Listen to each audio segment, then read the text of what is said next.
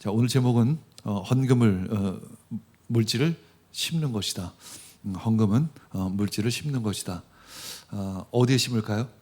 하늘에도 심고 또 땅에도 심는 것입니다. 하나님께도 드리고 또 그것이 또 이웃에게 흘러 넘치는 것이죠. 자, 오늘 본문에 주된 내용은 바울 사도의 예루살렘 교회를 위한 헌금 모금 사역에 대한 이야기들입니다. 연부다 이렇게 이야기를 하는데, 연부는 자기 재물을 남을 위해 도와준다는 의미를 가지고 있어요. 그래서 구제 헌금이다 이렇게 이야기할 수가 있겠죠. 자, 예루살렘 교회가 지금 상당히 어려운 가운데 있습니다. 극심한 가뭄으로 인해서 참 많이 빈궁해졌습니다. 예루살렘 교회가 특별히 이제 어려움을 당하고 있다는, 그 예루살렘 교회를 섬기고 있는 성도들의 삶이 많이 어려워졌다는 이야기를 듣게 됩니다.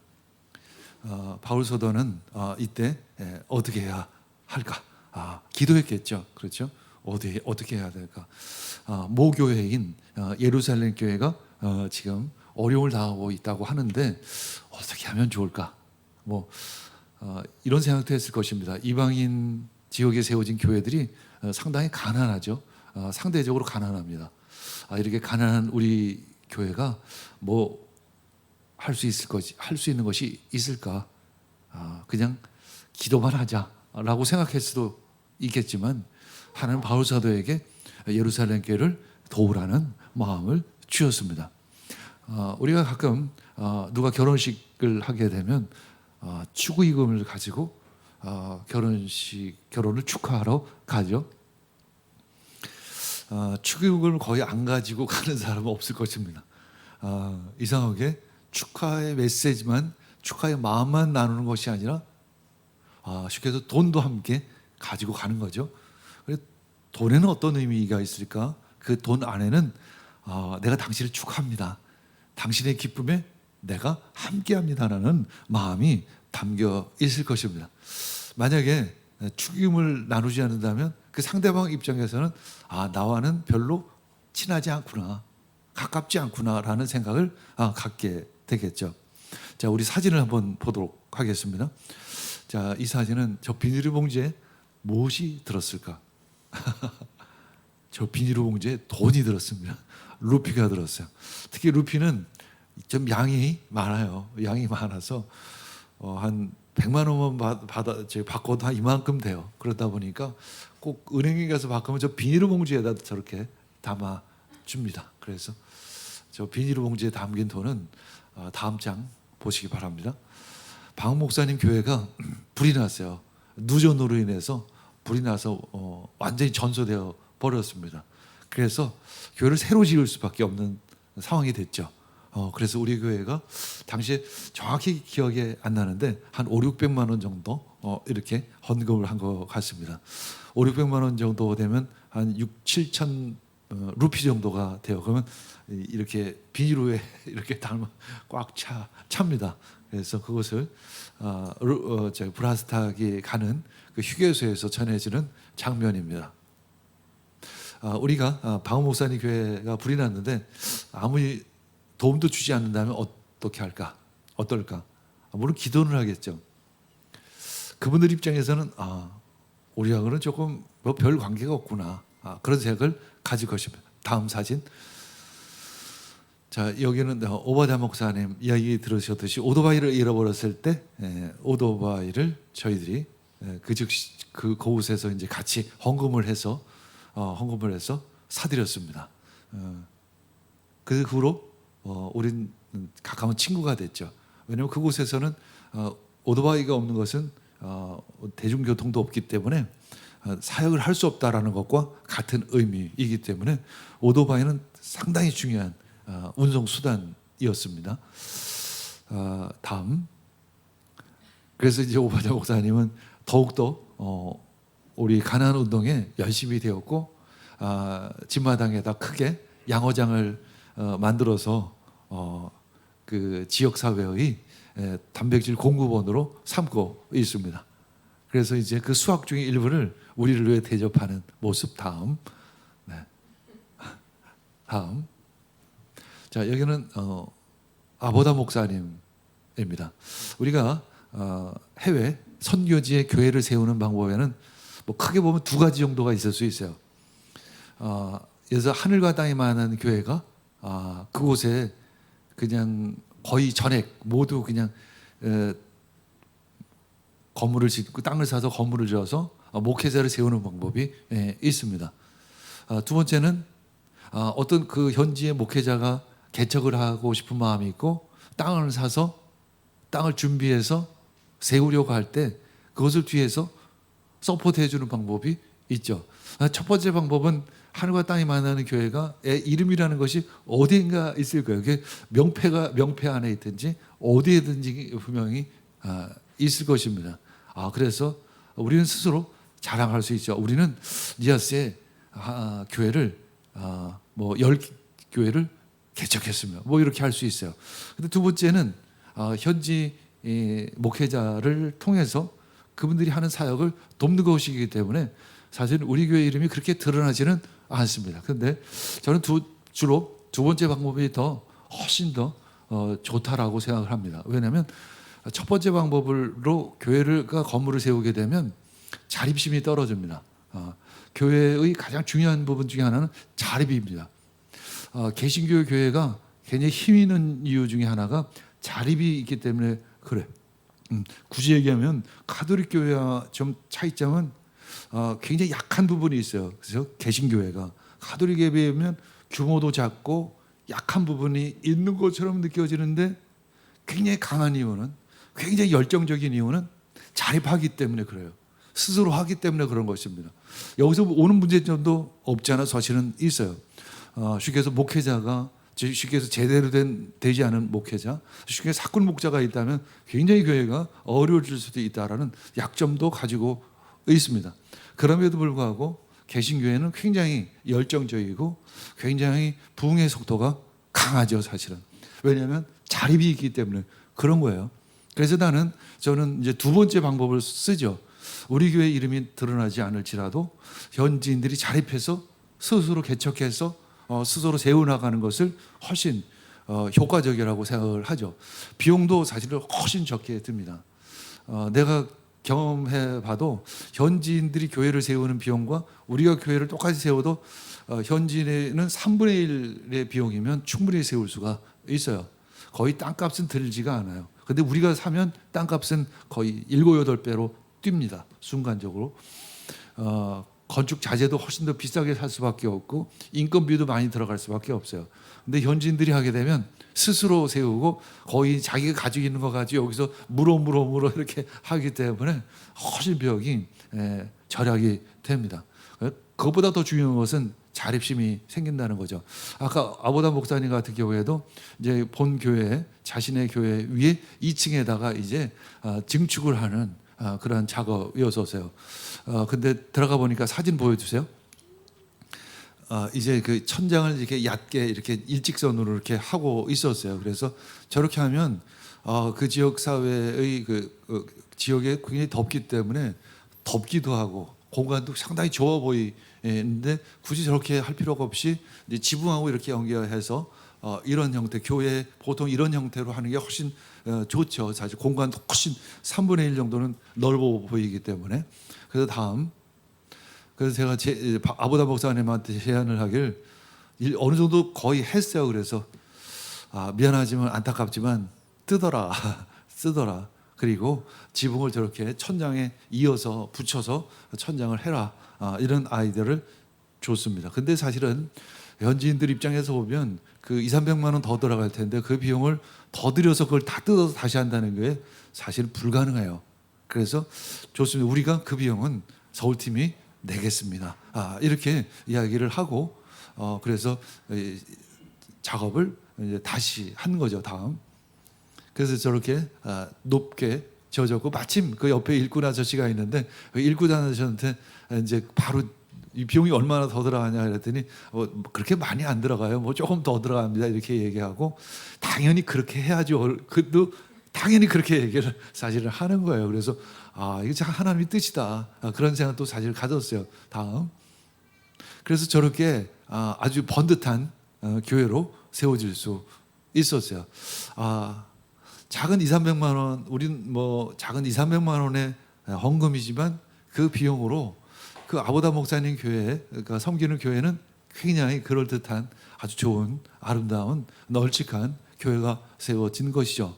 이것이 우리가 어떤 어려움을 당하거나 뭔가 좀 부족할 때 도와주는, 그래서 우리가 항상 당신과 함께 있다라는 것.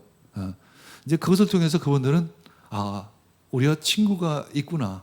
그러면서 니아스와 한국이, 인도네시아와 우리 한국 교회가 큰 흐름으로 보면 하나가 되어지는 것이죠.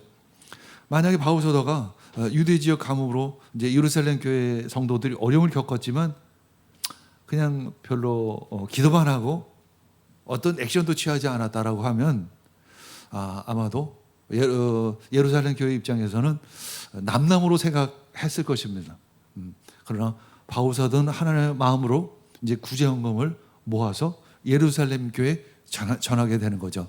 이제 그것으로 인해서 예루살렘 교회와 이방인 교회는 마음으로 형제 교회가 될 수 있는 것이죠. 이제 바울은 마게도냐에 있는 그 빌립보 교회, 또 데살로니가 교회와 베라 교회의 여러 성도들을 이제 그 은혜를 받은 은혜를 함께 나누었다. 특별히 헌금이라고 얘기하는 것이 아니라 받은 은혜를 나누었다. 이렇게 이야기를 합니다. 마게도니아 사람들은 상당히 가난했습니다. 가난했음에도 불구하고 자신들이 가지고 있는 그 물질의 일부를 나누어서 그들의 삶을 함께 주님께 드린 것이죠. 하나님께서는 그들의 그 삶을, 그들의 헌금을 받아서 하나님의 선물로 또 예루살렘께 전해진 것입니다. 그래서 성경에 보면 바울서도는 그것을 하나님의 선물이다 이렇게 표현을 합니다. 우리가 헌금을 하는 것은 바로 하나님의 선물을 준비하는 거예요. 하나님은 그 선물을 그 예루살렘 교회에 또 니아스에 또 가난한 이들에게 전하게 되어지는 것이죠. 바로 그것이 아름다운 손길이요, 아름다운 사랑이 되어지는 거죠. 그래서 한 성도의 열정은 공동체의 열정에 기름을 붓습니다. 고린도후서 9장 2절 읽겠습니다. 여러분의 열성을 내가 알고 있기 때문입니다. 나는 마게도냐 사람들에게 아가야에서는 지난해부터 준비가 되어 있다 하고 자랑하고 있습니다. 여러분의 열성을 듣고서 많은 사람이 분발했습니다. 이건 조금 지난 얘기를 하는 거예요. 사실은 고린도 교회가 이제 아가야라고 얘기하는 지역인데, 이게 아가야는 이제 고린도 교회를 얘기하는 거예요. 고린도 교회가 지난해부터 준비하고 있습니다라고 마게도니아에 있는 교회에게 내가 자랑했다라는 거예요. 그래서 당신들이 먼저 했던 것을 내가 마게도니아 교회에 자랑했더니 그분들도 그 열정을 받아서 그 구제헌금에 동참하게 되었다. 그래서 많은 사람이 분발하게 되었다. 그래서 한 사람의 열정은 이 공동체를 변화시키죠. 공동체에 힘을 주는 것입니다. 이것이 바로 신앙의 상호작용이죠. 사실은 시너지 효과, 영적인 시너지 효과입니다.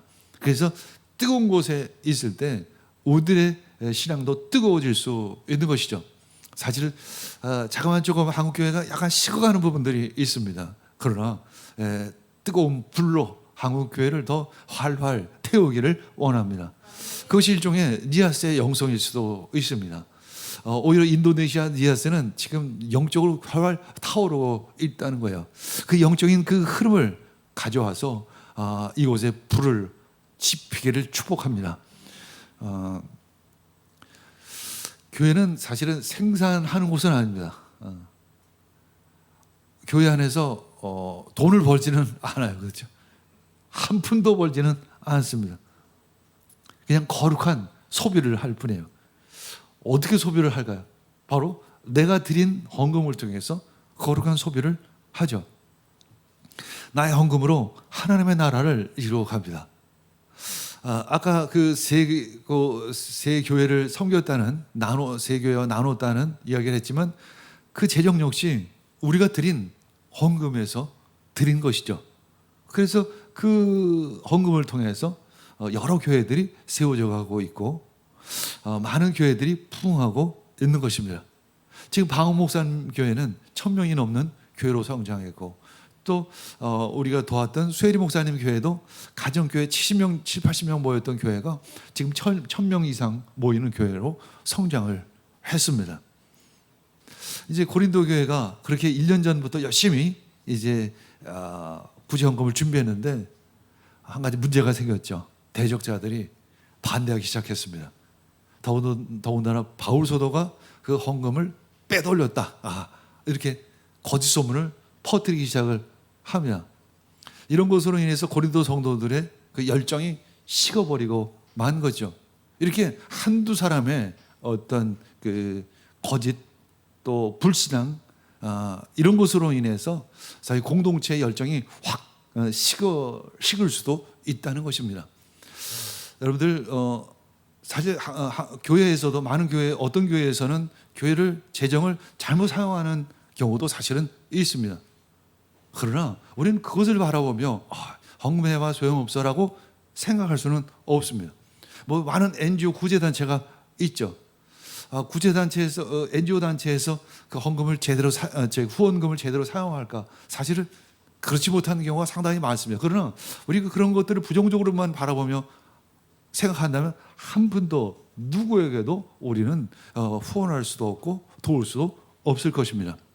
그 외로 반대로 오히려 수많은 사역자들과 수많은 NGO들은 진정 가난한 이웃들과 어려운 사람들을 돕기 위해서 애쓰고 수고하시는 분들이 너무나도 많이 있는 것이죠. 특히 우리처럼 이렇게 작은 교회가 작은 섬김은 사실 그 힘이 사실 굉장히 크다라는 것을 느껴요. 왜냐하면 굉장히 섬세할 수 있다는 거죠.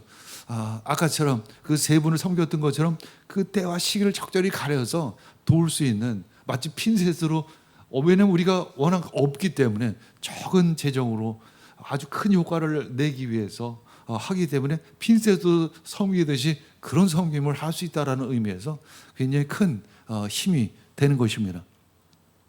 그러면서 우리가 받은 하나님의 선물, 반대로 받은 하나님의 은혜, 그 받은 은혜, 사실은 가서 고생했고 자기 돈을 들였고 자기 시간을 들였지만 오히려 내가 선물을 나눠주러 갔다고 생각했지만 내가 받은 선물이 더 컸다라는 것을 우린 경험하게 됩니다. 우리가 지하스 미션을 통해서 많은 시간과 많은 재정을 들였지만 그 재정이나 그 시간보다 내가 받은 은혜를 돈으로 환산할 수 있을까 이렇게 돌아가 보면 그것은 우리가 돈으로 환산할 수 없는 엄청난 큰 은혜와 선물을 내가 받았다는 것을 알게 됩니다. 그래서 이제 이 고린도 교회의 구제 헌금 그 사역이 1년 넘게 마무리되지 못하기 때문에 이 바울 사도는 3명의 사역자를 보내죠. 그 중에 한 사람이 디도입니다. 디도는 디도서도 기록했습니다. 그래서 이 세 사람을 파송해서 이제 마무리지 못한 이 구제 헌금 사역을 마무리하도록, 그리고 그 미리 헌금들을 준비하도록 합니다. 이 준비된 헌금은 참 연보가 됩니다. 복이 됩니다. 자, 고린도후서 5장 9장 5절 읽겠습니다. 그러므로 나는 그 형제들에게 청하여 나보다 먼저 여러분에게 가서 여러분이 전에 약속한 선물을 준비해 놓게 하는 것이 필요하다고 생각하였습니다. 이렇게 해서 이 선물은 마지못해서 낸 것이 아니라 기쁜 마음으로 마련한 것이 됩니다. 자, 여러분이 전에 약속한 선물을 준비해 놓게 하는 것이 필요하다. 이 세번역에서는 이 선물이라고 표현을 합니다. 그래서 그 개역개정에 보면 그래야만 이것이 마지못해서 한 것이 아니라 기쁨으로 해야만 그것이 참 연보가 된다, 이렇게 표현하고 있습니다. 우리가 선물을 어떻게 준비할까요? 뭐 성경에 따라 좀 차이는 있습니다. 근데 어떤 분의 선물을 받으면 이건 진짜 정성이 담겨 있다는 게 느껴져요, 사실은. 그리고 나를 위해서 특별히 진짜 기도하는 마음으로 마음을 다해서 작든 크든 그게 참 어떻게 이렇게 이걸 준비했을까 그런 마음이 드는 선물들이 있습니다. 그때 그 선물을 받을 때 사실 상당히 감동이 되죠. 그것은 그 선물의 크기나 질보다도 그 안에 담긴 그 사람의 마음이 느껴지기 때문에 그런 것이죠. 우리가 헌금을 할 때도 마찬가지죠. 우리가 헌금을 단지 돈을 드린다라는 것보다 내 마음을 드린다라는 개념이 더 강할 것입니다.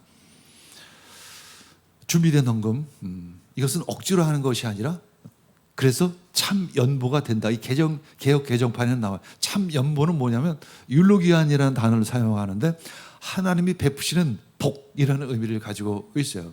하나님이 베푸시는 복, 이것은 주는 사람이나 받는 사람에게나 동일하게 임하는 복이 되어지는 것입니다.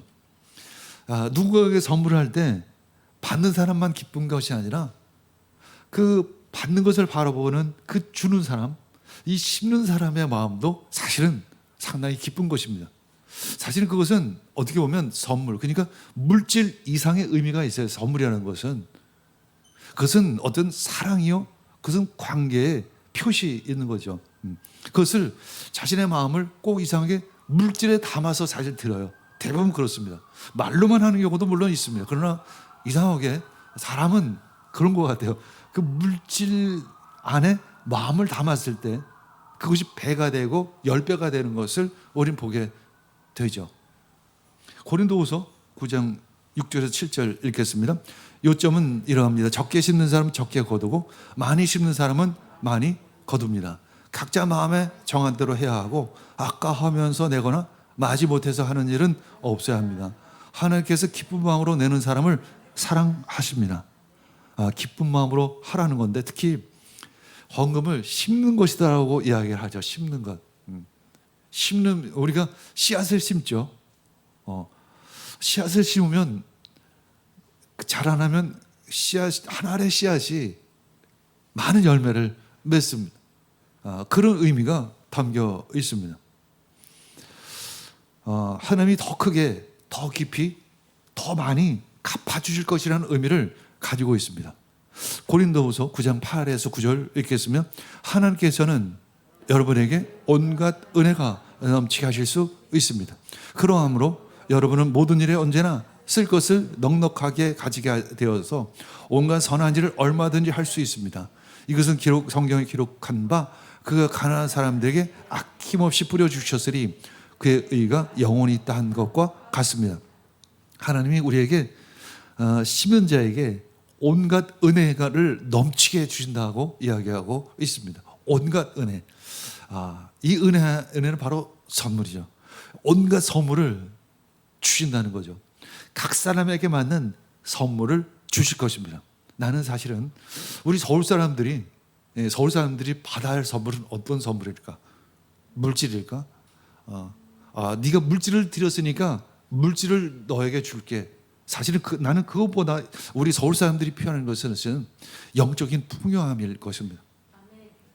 영적인 풍족함. 우리가 가난한 사람들과 물질을 나눌 때, 마음을 나눌 때 내가 가질 수 있는 것은 영적인 부요함이죠. 영적인 은혜예요, 사실은. 물론 이것이 여러분들 어떻게 보면 막연할 수 있어요. 그러나 이거의 깊이를 알 때 내가 영혼이 회복되어지고 영혼이 살찌워질 때 그것의 유익이 얼마나 큰지 우리는 한량할 수가 없습니다. 뒤집어서 얘기하면 영혼이 피폐해졌을 때 우리들의 모습은 어떨까요? 상당히 강박한 삶일 것입니다. 서울 살림이 여러분들 보면 늘 우리가 청년들이나 어른들이나 힘들다고 이야기를 해요. 너무 치열해. 바로 그 치열하다는 것, 각박하다라는 것입니다. 그래서 우리는 참 살기가 힘들죠. 마치 공에 찌들은 그 공기 속에서 호흡하면서 사는 것 같은 느낌이 들어요. 마치 우리가 영혼이 풍성하다라는 것은 어떤 의미냐면 맑은 자연에서, 맑은 공기 안에서 내가 마음껏 호흡하면서 넓은 바다를 바라보며 멋있는 산을 바라보며 내가 호흡하고 있을 때의 느낌과 비교할 수가 있습니다. 그 매연으로 가득한 대도시에서 그 먼지를 뒤집어 쓰면서 그 호흡하는 그 느낌과 같은 것이죠. 근데 이것이 이 세상에서 그냥 막 뒤집어 막 이렇게 뒹굴면서 살아갈 때는 이 영혼의 살찌움, 영혼의 풍요함이 얼마나 좋은지를 사실 모릅니다. 그러나 이 맑은 공기를 마셨던 사람은 이 더러운 공기가 얼마나 탁하고 힘든지를 사실은 금방 느끼게 되죠. 그러면서 하나님께서는 약속을 하십니다. 그의 의가 영원히 너에게 있을 것이다.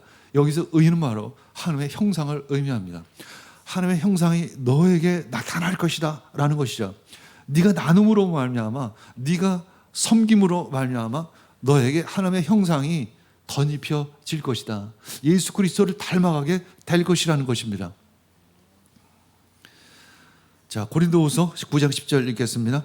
심는 사람에게 심을 씨와 먹을 양식을 공급하여 주시는 하나님께서 여러분에게도 씨를 마련하여 주시고 그것을 여러 갑절로 늘려주시고 여러분의 의의 열매를 증가시켜 주실 것입니다. 심는 사람에게, 굳이 또 심는 사람이라고 표현을 하는 거죠. 헌금은 심는 것이다 라는 거죠. 우리가 내가 10,000원을 심는다고 해서 10,000원만 생산되는 것이 아니에요. 그래서 어떻게 보면 교회가 거룩한 소비를 하고 있지만 이 거룩한 소비를 통해서 엄청난 생산을 제고하고 있는 것입니다. 심는 사람의 심을 씨와 여기 종자씨를 생각하면 돼요. 종자씨는 봄에 이제 씨 뿌리는 것을 얘기하죠. 씨를 뿌리면 그것은 많은 열매를 맺게 됩니다. 먹을 양식을 공급하여 주시는 하나님께서 여러분에게도 씨를 마련해 주시고 그것을 여러 갑절로 또한 늘려주시고 여러분의 의의 열매를 증가시켜 주실 것입니다. 이것은 바로 영적인 복을 주시고 또 물질적인 복도 주셔서 더 많이 이웃을 섬기게 하겠다라는 말씀이죠. 사실은 우리 선진국에 사는 우리들은 부자로 사는 법을 배워야 합니다. 이를 부자 그러니까 갑자기 나 부자 아닌데. 그 사람은 니아스 가보면 아십니다. 내가 얼마나 부자인지, 내가 얼마나 부자인지를. 그래서 사실은 내가 가난한 줄 알았는데 니아스에 가면 와, 내가 부자구나 라는 것을 보게 됩니다. 부자로 사는 법을 배워야 하죠.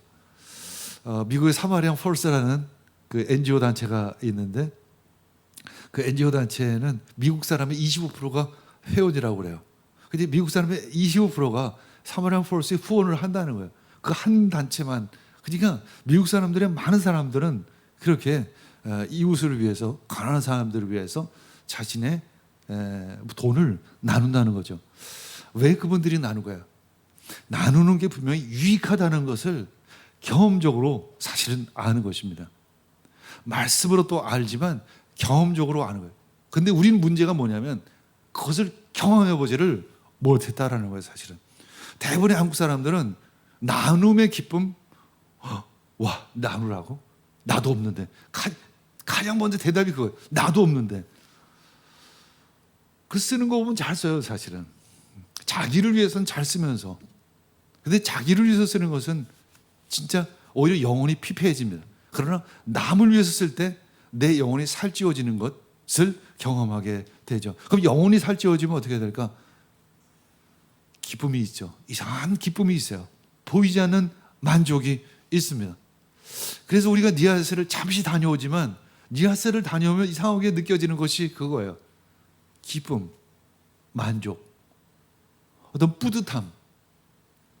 특히 그 가난한 사람들과 친구가 되어지고 그 가난한 사람들과 함께 뭔가를 나누었을 때 이상하게 내 안에 넘치는 풍요함이 느껴지기 시작을 하는 것이죠. 고린도후서 9장 11절 12절 읽겠습니다. 하나님께서 여러분을 모든 일에 부여하게 하심으로 여러분이 후하게 헌금을 하게 될 것입니다. 우리가 여러분의 헌금을 전달하면 많은 사람이 하나님께 감사를 드리게 될 것입니다. 여러분이 수행하는 이 봉사의 일은 성도의 궁핍을 채워줄 뿐만 아니라 많은 사람들로 하여금 하나님께 감사를 넘치게 할 것입니다. 이 헌금의 열매는 무엇이냐면 첫 번째, 물질적 차원과 영적 차원의 어떤 부요함을 경험하게 되는 것이죠. 그리고 두 번째, 심는 이는 하나의 축복의 통로가 되는 것이고, 세 번째는 궁핍을 채워주는 일을 하게 되는 것이죠. 결국 우리는 나눔으로 우리는 한마음 하나가 되는 것입니다. 고린도후서 8장 14절 읽고 마무리하죠. 지금 여러분의 넉넉한 살림이 그들의 궁핍을 채워주면 그들의 살림이 넉넉해질 때 그들이 여러분의 궁핍을 채워줄 수도 있을 것입니다. 이렇게 하여 평형이 이루어지는 것입니다. 평형이 이루어진다는 말, 이런 뜻이 도대체 무엇일까? 서로의 부족함을 채우는 것이죠. 서로의 부족함을 채웁니다. 우리가 니아스의 부족함을, 물질적인 부족함을 우리가 힘껏 채울 때 그들이 또한 우들에게 채워주는 것이 있다는 거죠. 그것은 물질은 아닐 것입니다. 우리가 니아스 사람들로부터 어떤 대가를 바라고 물질을 바란다면 그것은 끝없는 일이 될 것입니다. 어느 세월에 그분들이 잘 살아서 우리를 도울까? 그렇게 생각하면 한도 끝도 없습니다. 그러나 우리가 그분들의 부족함을 채울 때 우리는 얻는 것이 있습니다. 누가복음 6장 25절 읽겠습니다. 너희 지금 배부른 사람들은 화가 있다. 너희가 굶주리게 될 것이기 때문이다. 너희 지금 웃는 사람들은 화가 있다. 너희가 슬퍼하며 울 것이기 때문이다. 이 누가복음에서 이 본문 말씀을 설교하기가 굉장히 어려워요. 특히 서울 사람들에게 잘 사는 나라에서 이 말씀을 설교하기가 굉장히 어렵습니다. 그래서 이 배부른 사람은 진짜 배부른 사람을 얘기해요. 진짜 배부른 사람을 얘기해요. 돈 많은 사람을 이야기하는 것입니다. 근데 돈 많은 사람들은 화가 있다. 이렇게 이야기할 수가 없어요. 그러니까 이걸 어디다 갖다 끼워 맞추냐면 마태복음 5장 산상준의 말씀으로 바꿔버려서 얘기해요. 이것은 심령이 가난한 사람을 얘기한다. 이렇게 이야기를 하는 거죠. 그럼 진짜 그럴까요? 아닙니다. 지금 배부른 사람은 진짜 화가 있습니다. 조건이 있습니다. 가난한 이들과 나누지 않는 배부른 이는 화가 있을 것입니다. 왜일까요? 영혼이 피폐해지기 때문에 그런 것이죠. 사실 저는 영적으로 민감해서 그럴 수도 있겠지만 목회자이기 때문에 그래서 그럴 수도 있겠지만 GS에서 이 서울 땅을 딱 받는 순간 피폐해짐이 느껴져요. 영혼의 황폐함이 사실은 느껴져요. 그것은 어떻게 보면 여러분들의 잘못이 아니에요. 경제적인 부흥이 오면 영적인 피폐함이 올 수밖에 없어요. 사실은 그것은 당연한 일이에요. 사실은 어찌 보면 당연한 일이에요. 방법은 딱 하나 있으면 나눔의 삶입니다. 나눌 때 그것은 그 피폐함은 부요함으로 바뀌어지기 시작합니다. 나눔을 통해서 피폐해졌던 땅은 풍요로워지기 시작을 하는 것입니다. 영적인 피폐함은 영적인 풍요함으로 회복되어질 것입니다. 그래서 너희 지금 배부른 사람들은 화가 있다. 너희가 굶주리게 될 것이기 때문이다. 여기서 굶주린다는 것은 바로 피폐해진다는 것을 의미해요. 너희들의 영혼이 피폐해질 것이라고 이야기합니다. 사실 그렇죠. 얼마나 잘 살 일이 높습니까? 얼마나 살기가 힘들다고 이야기를 합니까? 근데 외국 사람은 다 우리 한국을 부러워해요. 인도네시아 사람들은 매일 하는 저녁마다 하는 취미가 뭔지 아세요? 한국 드라마 보는 거. 인도네시아 사람들이 니아 사람들이 가장 가고 싶은 나라 중에 거의 1, 2위가 한국이에요. 한국. 와, 한국. 근데 우리 한국 사람들은 어떻게 힘들어. 뭐가 그렇게 힘들까? 도대체 무엇이 힘들까? 물론 이유는 다 맞습니다. 그 틀리다는 뜻이 아니에요. 청년들 입장에서 말도 맞고 다 맞. 그러나 가장 중요한 것은 뭐냐면 내 영혼이 피폐해 있다는 것입니다. 피폐해 있어요. 피폐해 있다는 것을 알아야 됩니다. 어떻게 그것을 회복할 것인가? 쉽게 해서 니아스 가십시오. 가난한 이들과 나의 삶을 나누는 것입니다. 그들의 삶을 바라보며 볼 때 내 심령이 가난해지는 것을 경험합니다. 내가 여러분들에게 질문합니다. 여러분들 예수님 보신 적이 있으십니까? 어떻게 보면 좀 이상한, 이거는 서울 사람들 입장에서 이상한 질문이에요. 여러분들 천국을 보신 적이 있으십니까? 우리들이 들으면 꼭 이단이 질문하는 것 같은 느낌이 들어요. 이런 소리를 하면 어디서 이상한 신비적인 얘기를 하는가 이런 얘기를 해요. 그런 정도로 우리가 피폐해져 있다는 거예요, 사실은. 근데 니아 사람들은 가서 같이 예배드리면 우리는 못 보는데 그 사람들은 천국을 봐요. 우리는 못 보는데 그 사람들은 막 예수, 살아계신 예수님, 부활하신 예수님 봐요. 그 자리에서 그냥 같이 예배드리는데 그걸 보면서 우리는 와, 좋겠다. 나도 보고 싶다. 근데 똑같은 사람인데 왜 우리는 나는 못 볼까? 똑같은 20대고 똑같은 30대인데 도대체 나는 왜 그럴까? 내가 믿음이 적은가? 내가 신앙생활을 덜 했나? 내가 성경 지식이 적은가? 아닌데 전혀 안 그래요. 다 반대요. 그 사람들은 성경 지식이 더 없고 뭐 그렇게 우리보다 더 철저하지도 않아요. 어쨌거나 그렇게 지식도 많지 않습니다.